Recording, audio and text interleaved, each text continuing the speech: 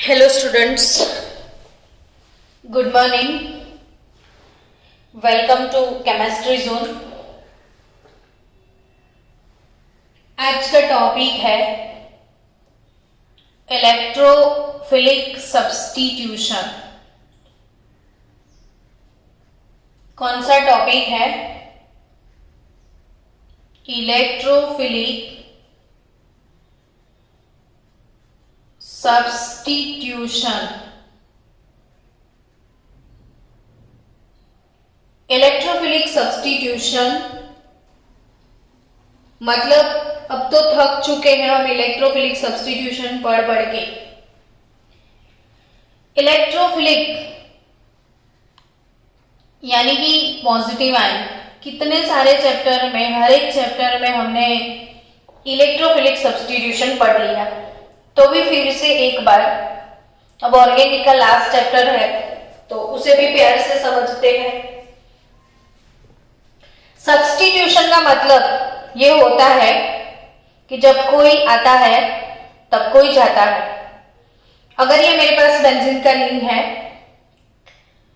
इसके ऊपर हाइड्रोजन है. अगर मैंने बेंजीन का नाइट्रेशन किया, बेंजीन का क्या किया? नाइट्रेशन. नाइट्रेशन का मतलब क्या होता है? बोलो, नाइट्रेशन का मतलब क्या होता है? Addition of nitrate, NO2 group, addition of NO2 plus. This is nitration. तो अब कैसे एडिशन होगा? तो ये जो रिंग है इसके ऊपर से H प्लस रिमूव हो जाएगा. रिंग के ऊपर से H प्लस रिमूव हो जाएगा, NO2 इनपुट हो जाएगा. तो H plus is substituted by NO2 plus. H plus is substituted by NO2 plus. तो ये हो गया नाइट्रोबेंजीन. यानी ये कोई प्लस रेडिकल जब इनपुट हुआ तो कोई प्लस रेडिकल का आउटगोइंग भी हुआ. यानी इनकमिंग आउटगोइंग दोनों पॉजिटिव आयन है, यानी इलेक्ट्रोफिलिक है. तो ऐसे सब्स्टिट्यूशन को हम बोलते हैं इलेक्ट्रोफिलिक सब्स्टिट्यूशन. तो अब तक इलेक्ट्रोफिलिक सब्स्टिट्यूशन में आप पढ़ चुके हो नाइट्रेशन, फिर क्लोरीनेशन, ब्रोमिनेशन यानी कि हेलोजिनेशन, फिर आपने अब तक पढ़ा है सल्फोनेशन, फिर फ्रीडल और क्राफ्ट के अल्काइलेशन, एसाइलेशन. तो आज फिर से वही स्टोरी पढ़नी है, लेकिन वो एनिलीन के बारे में आपको पढ़ना है. किसके बारे में पढ़ना है? एनिलीन के बारे में. तो एनिलीन की जब इलेक्ट्रोफिलिक सब्स्टिट्यूशन अगर होने वाले हैं तो आपको ये सोचना है कि एनिलीन को ये सब्स्टिट्यूशन पसंद है या नहीं है. क्या सोचोगे सबसे पहले? कि एनिलीन को ये वाले सब्स्टिट्यूशन पसंद है या नहीं है ना? तो ये जो नाइट्रोजन है उसके ऊपर लोन पेयर है. नाइट्रोजन के ऊपर क्या है? Lone pair. वही लोन पेयर को इधर डोनेट कर देगा नाइट्रोजन. तो ऑब्वियसली लोन पेयर डोनेट होगा तो इधर डबल बॉन्ड बनेगा NH2 प्लस.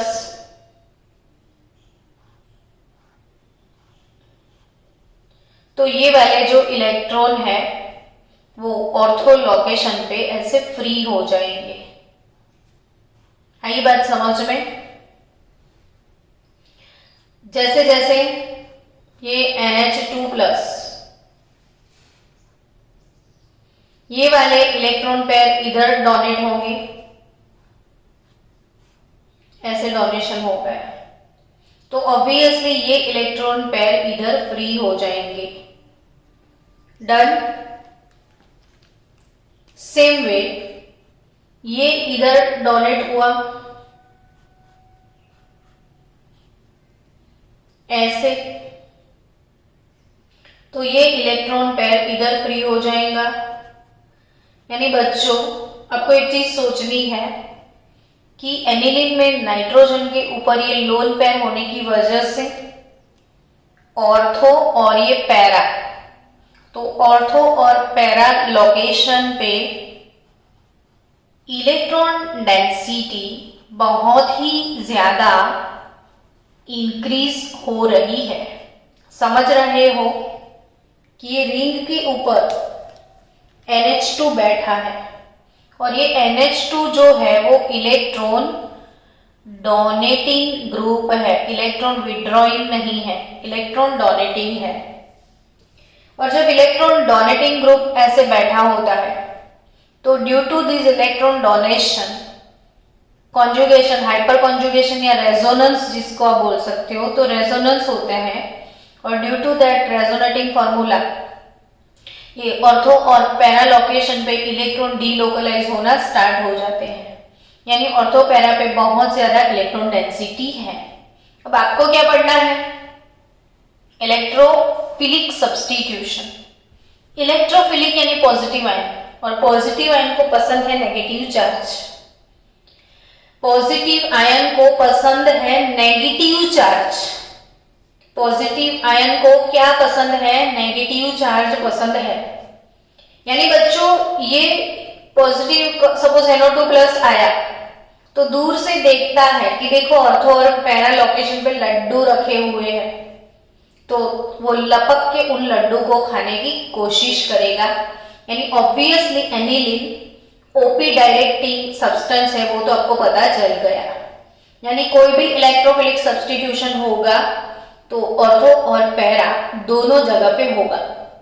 अब बात आती है कि इनको पसंद है या नहीं। जैसे हमने हेलो एरिन में सीखा था ये टॉपिक पूरा, कि जो हेलो एरिन है इसमें क्लोरीन ने गिफ्ट तो दिया था, प्लस आई इफेक्ट तो हुआ था, सॉरी माइनस आई इफेक्ट नहीं, प्लस आई इफेक्ट तो हुआ था, लेकिन साथ साथ में इसमें ये इधर से माइनस आई इफेक्ट रेजोनेंस तो हुआ था, और माइनस आई इफेक्ट यानी क्लोरीन जो है वो इलेक्ट्रॉन विड्रॉइंग भी है। बच्चों इसमें प्लस आई नहीं, माइनस आई इफेक्ट, क्लोरीन ये वाले इलेक्ट्रॉन को अपनी तरफ खींच लेता था। ये CCl बॉन्ड के इलेक्ट्रॉन क्लोरीन के टूवर्ड्स जाते हैं, हालांकि वो डोनेट भी करता था, खींचता था, यानी दो दो इफेक्ट यहाँ पे लगे हुए थे। और दो इफेक्ट में माइनस आई इफेक्ट विनर बन चुका था, इसलिए हेलो बेंजीन जो था उसमें इलेक्ट्रोफिलिक सब्स्टिट्यूशन काफी डिफिकल्ट थे। और भी डिटेल में सीखना है तो ये पूरा वीडियो अपने पास अवेलेबल है। तो क्लोरोबेंजीन में इलेक्ट्रोफिलिक सब्स्टिट्यूशन टफ थे, लेकिन एनिलीन में क्या सिचुएशन है, तो दे वेरी इजीली यहाँ पे हो जाते हैं। इतना इजी, इतना इजी, इतना इजी कि आप ना कैटालिस्ट डालो, जस्ट रिएजेंट दिखाओ तो भी रिएक्शन हो जाए। और इसलिए नीट जी में ये क्वेश्चन पूछ लिया था कि following which substance is give electrophilic substitution very fast, और इसमें फिनॉल दिया था, क्लोरोबेंजीन दिया था, एनिलीन दिया था। तो फिनॉल, एनिलीन, क्लोरोबेंजीन में क्लोरोबेंजीन के थोड़े डिफिकल्ट होते हैं, फिनॉल के इजी गोइंग थोड़े होते हैं बिकॉज ऑक्सीजन भी डोनेट करता है, लेकिन एनिलीन के तो बहुत ज्यादा इजी गोइंग है, क्योंकि ऑक्सीजन से भी नाइट्रोजन की इलेक्ट्रोनेगेटिविटी कम होती है, इसीलिए। तो वेरी इजी गोइंग है इनके इलेक्ट्रोफिलिक सब्स्टिट्यूशन, और हमको खुद को उसको स्लो डाउन करने पड़ेंगे। ये इतने फास्ट है कि उनको स्लो डाउन करना पड़ेगा। तो चलो सबसे पहले शुरू किया जाए ब्रोमिनेशन। सबसे पहले शुरू किया जाए कौन सा topic? Bromination of aniline. Bromination याद आ गया, ब्रोमीन यूज करना है, FeBr3 कैटालिस्ट डालना है। लेकिन इसमें तो कैटालिस्ट की जरूरत ही नहीं, हमें तो इसको स्लो करना है, तो फास्ट करने के लिए तो कैटालिस्ट होता है, तो नो कैटालिस्ट रिक्वायर्ड हियर। ध्यान से देखो, दिस इज एनिलीन,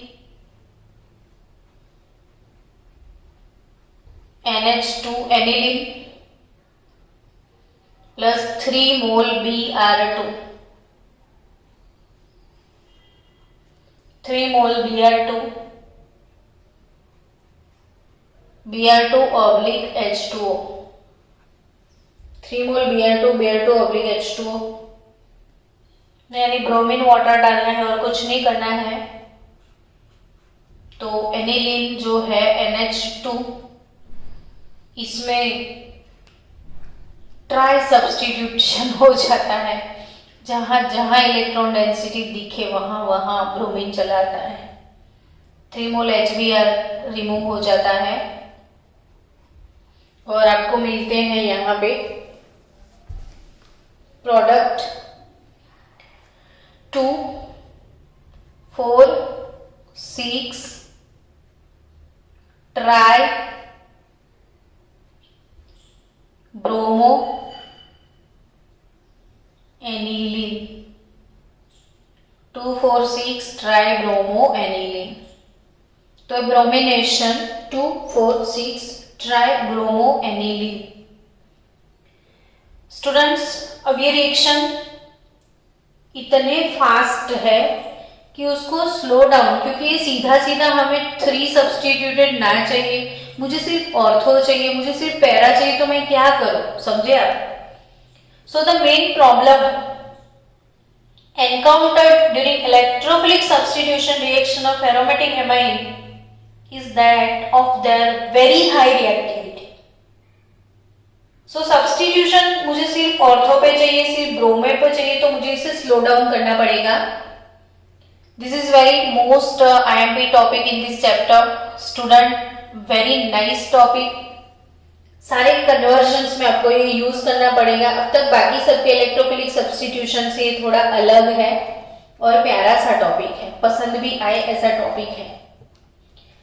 तो चलो इसको स्लो डाउन कैसे किया जाए, ये रिएक्शन को स्लो कैसे किया जाए वो सीखते हैं। तो इसमें सबसे पहले जो एनिलीन होता है उसका reaction acetic anhydride CH3CO twice O, acetic anhydride. Reaction इसका होगा पिरिडीन बेस की प्रेजेंस में। किसकी प्रेजेंस में? पिरिडीन बेस की प्रेजेंस में एनिलीन का reaction CH3CO twice O pyridine base की प्रेजेंस में होगा। तो सबसे पहले एनिलीन का क्या हो जाएगा बच्चों? ये रिएक्शन हम पढ़ चुके हैं, एनिलीन का एसिटिक एनहाइड्राइड के साथ कौन सा रिएक्शन होगा? तो एनिलीन का एसाइलेशन होगा। ये रिएक्शन आपने सीखा है 2 दिन पहले। ये क्या है?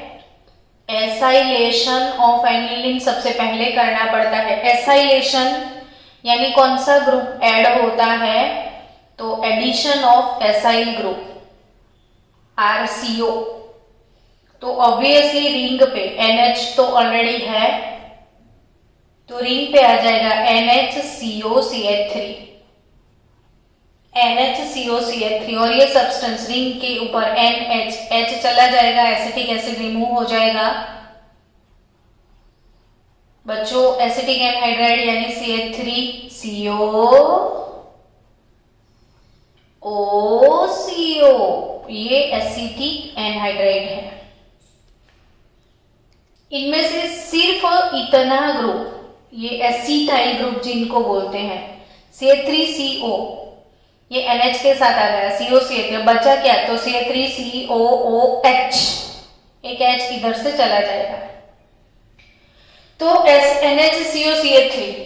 अब इसका IUPAC नेमिंग का सोचो आप, कल ही सीखा था शायद ये रिएक्शन, तो कल ही हम पढ़े थे। तो NHCOCH3 यानी बच्चों ये अमाइड ग्रुप कंसीडर करना है इसमें, CH3CONH2। एमाइड ग्रुप आपको कंसिडर करना है। एमाइड ये 1 2 कार्बन है। 2 कार्बन यानी इथेन जिसको बोलते हैं, और एमाइड यानी इथेनेमाइड होगा, इथेनेमाइड होगा। और ये फिनाइल का रिंग एन पे होगा, यानी एन फिनाइल इथेनेमाइड, एन फिनाइल इथेनेमाइड। और ये एन फिनाइल इथेनेमाइड का कॉमन नेम भी आपको याद रखना पड़ेगा। It is nothing but acetanilide. ये कौन सा सब्सटेंस है? 25 टाइम आप अपनी नोटबुक में लिख दो बच्चों, ring plus NHCOCH3, ring plus NHCOCH3, it is acetanilide, acetanilide. समझे आप? तो वही एसीटानिलाइड।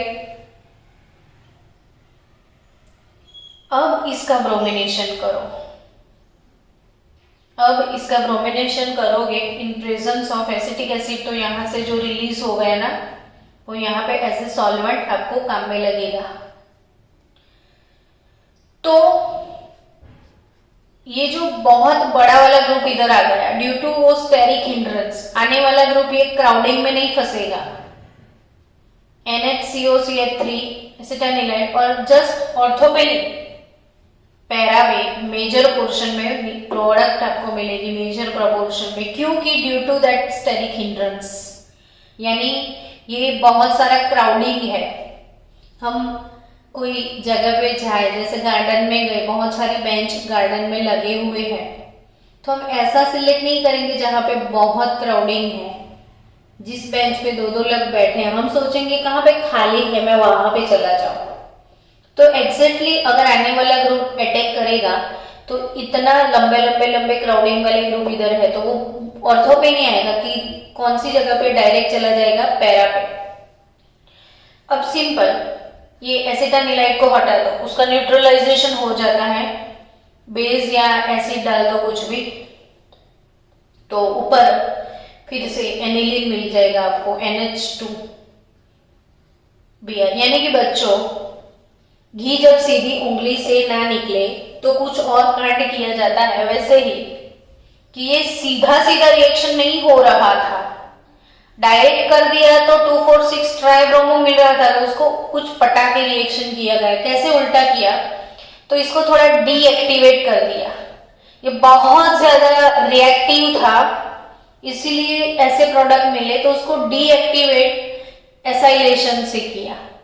यानी एनिलीन का पहले जब एसाइलेशन हुआ तो एसिटानिलाइड मिला, वही एसिटानिलाइड जो है उसका ब्रोमिनेशन करो, तो पैरा ब्रोमो एसिटानिलाइड, फिर उसका जस्ट न्यूट्रलाइजेशन कर दो, तो या हाइड्रोलाइसिस भी आप बोल सकते हो। ऑब्वियसली डाइल्यूट एसिड या बेस डालो, तो ये प्रोसेस में COCH3 निकल जाएगा और आपको सीधा एनिलीन वापस मिल जाएगा। अब क्वेश्चन अराइज होता है कि वो डीएक्टिवेट कैसे हो गया। एसाइलेशन से ऐसा क्या होता है कि वो डीएक्टिवेट हो जाता है? तो स्टूडेंट्स, N नाइट्रोजन जो है वो C double bond O CH3, ठीक है। अब ये नाइट्रोजन के नीचे वो रिंग लगा था, ऐसे अमीनो ग्रुप था ना, तो ये इलेक्ट्रॉन पे रिंग को डोनेट करता है, तो ऑर्थो पैरा लोकेशन पे वो इलेक्ट्रॉन डेंसिटी बहुत ज्यादा आ जाती है। लेकिन अगर कहीं COCH3 इसके पास है, तो ये जो नाइट्रोजन के इलेक्ट्रॉन जैसे रिंग को डोनेट होंगे, वैसे इधर भी डोनेट हो जाएगा। ये इधर भी डोनेशन पॉसिबल है, तो इलेक्ट्रॉन पेयर इधर डोनेट होगा तो इसमें डबल बॉन्ड आ जाएगा, फिर ये सिंगल हो जाएगा। यानी आप समझ चुके हो, इसमें ये वाला रेजोनेंस पॉसिबल हो जाता है कि इलेक्ट्रॉन पेयर जो कि ऑर्थो पैरा ऑर्थो लोकेशन पे जा रही थी, वो इधर भी डीलोकलाइज होने के लिए आएगी, यानी यहां पे भी डीलोकलाइजेशन होगा। यानी जो पहले बहुत इजीली यहाँ पे अवेलेबल थे, वो इधर भी आएंगे, तो इजीली अवेलेबिलिटी जो उनकी है वो कम हो जाएगी। समझो बच्चों कि ये इलेक्ट्रॉन पेयर रिंग में जा रहे थे, अब ये इलेक्ट्रॉन पेयर इधर आने लगे, इधर डिलोकलाइज हुआ तो थोड़ा स्लो हो जाएगा रिएक्शन। तो the lone pair of nitrogen, the lone pair of nitrogen of acetylene interact with oxygen atom also due to resonance. तो इसलिए वो डीएक्टिवेट हो गया थोड़ा बहुत और रिएक्शन स्लो हो गया। So obviously NHCOCH3 is less reactive than amino group. हम बोल सकते हैं कि एमिनो ग्रुप से ये लेस रिएक्टिव है बिकॉज इसके अंदर भी रेजोनेंस ये हो रहा है। तो आगे बढ़े, सेकेंड प्रोसेस ब्रोमिनेशन पढ़ने के बाद नाइट्रेशन, मन में लड्डू फूट गया होगा, यस मैडम, NO2+ को ऐड करेंगे, है ना। किस चीज को ऐड करना है आपको? NO2+ को ऐड करना है। तो एडिशन ऑफ NO2+ यानी नाइट्रेशन कैसे करोगे? वही HNO3 H2SO4 है ना। और चलो एनिलीन का अगर नाइट्रेशन सीधा सीधा सीधा डायरेक्टली परफॉर्म कर दिया HNO3 H2SO4 के साथ concentrated HNO3 concentrated H2SO4 nitration बोले तो ये दोनों याद आ ही जाने चाहिए। 288 केल्विन टेम्परेचर। तो इसमें आपको एक MCQ भी है बोर्ड का, तो इसमें एक नहीं दो नहीं तीन प्रोडक्ट मिल गए, बाप रे बाप, तीन प्रोडक्ट। ये एनिलीन तो है, तीन प्रोडक्ट, यानी बच्चों ऑर्थो NO2 तो मिला, सॉरी पैरा NO2 तो मिला, ऑर्थो NO2 तो मिला, अजीब सा इसमें होगा नाइट्रो भी मिलता है। लो भाई कुछ नया। ऑर्थो सॉरी पैरा सबसे ज्यादा 51%, और ऑब्वियसली पैरा के बाद इसमें तो ऑर्थो ही होना चाहिए, तो ऑर्थो जस्ट 2% ओनली। अरे बाप रे अजीब। और मेटा 47%, यानी जितना पैरा उतना मेटा अब तक आपने नहीं देखा होगा। ये ऐसा कैसे हो गया? तो ऐसा होने का एक ही रीजन है इसमें कि जो ये एसिड है और ये बेस है, जैसे एनिलीन NH2 है, उसके पास लोन पेयर है, आप जानते हो कि ये बेस है और आप नाइट्रेशन कर रहे हो एसिड के साथ, तो एसिड का H+ वो एक्सेप्ट कर लेगा और वो बन जाएगा Na3+, यानी इसे बोलते हो आप एनिलीनियम। और जैसे ही वो बेस H+ के साथ रिएक्ट करके एनिलीनियम बना देगा तो इलेक्ट्रॉन डोनेटिंग के बदले इलेक्ट्रॉन विड्रॉइंग ग्रुप बन जाएगा, क्योंकि उसके पास प्लस चार्ज आ गया तो ऑब्वियसली विड्रॉ करेगा इलेक्ट्रॉन को डोनेट करने के बदले, और इसलिए ये मेटा डायरेक्टिंग है। अगर इलेक्ट्रॉन विड्रॉइंग ग्रुप है तो वो मेटा डायरेक्टिंग होता है, OP डायरेक्टिंग नहीं होगा। और तभी ऐसे नाइट्रेशन में ऑर्थो की जगह पे मेटा नाइट्रो एनिलीन 47% अमाउंट में आ गया, यानी नाइट्रेशन में भी लोचा। ये नाइट्रेशन सबसे अलग है ना बच्चों।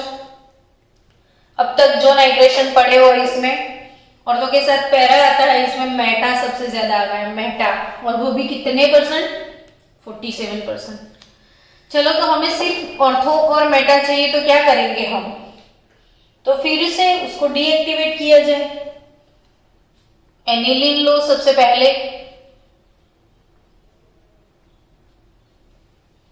एनिलीन का सल्फ्यूरिक एसिड के साथ, एनिलीन का सल्फ्यूरिक एसिड के साथ नाइट्रेशन करने के बदले पिरिडिन ले लो और एसाइलेशन कर लो, CH3 CO twice O acetic anhydride, pyridine base use कर लो और पिरिडिन बेस की प्रेजेंस में एसिटानिलाइड बना दो, रिंग प्लस NHCOCH3। इतनी बार ये एसाइलेशन लिखोगे तो आपका प्रिपेयर भी हो जाएगा। तो C3CO twice O pyridine acylation कर लिया, एसिटानिलाइड हर बार लिखना ताकि आपका प्रिपेयर हो जाए कि एसिटानिलाइड है, एंड फिनाइल इथेनेमाइड। तो ये एसिटानिलाइड का अब HNO3 H2SO4 के साथ नाइट्रेशन करो, ये डीएक्टिवेट हो गया थोड़ा ताकि वो मेटाफेटा सब नहीं मिले आपको। तो NHCOCH3 एसिटानिलाइड, और इधर आपको मेजर प्रोपोर्शन में ओनली पैरा सब्स्टिट्यूशन मिलेगा। फिर परफॉर्म कर लो हाइड्रोलिसिस, एसिड और बेस की प्रेजेंस में कोई भी चलेगा। So you will get para nitroaniline. आपको क्या मिलेगा? Para nitroaniline, para nitro aniline. क्या मिलेगा? Para nitro aniline.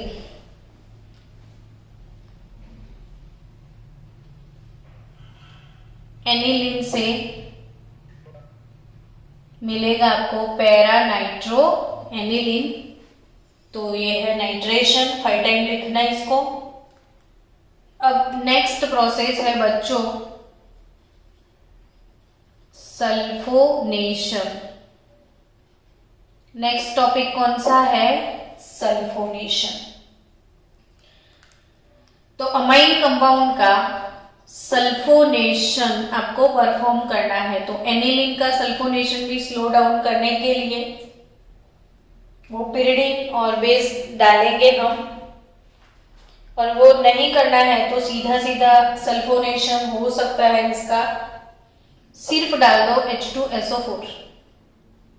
सल्फोनेशन के लिए तो वैसे भी सल्फ्यूरिक एसिड यूज होता है, आपको पता है। तो ये बेस, ये एसिड ऑब्वियसली सॉल्ट बन जाएगा, NH3 plus HSO4 minus, acid का H प्लस, तो ये सॉल्ट आपको मिलेगा एनिलीनियम हाइड्रोजन सल्फेट। एनिलीनियम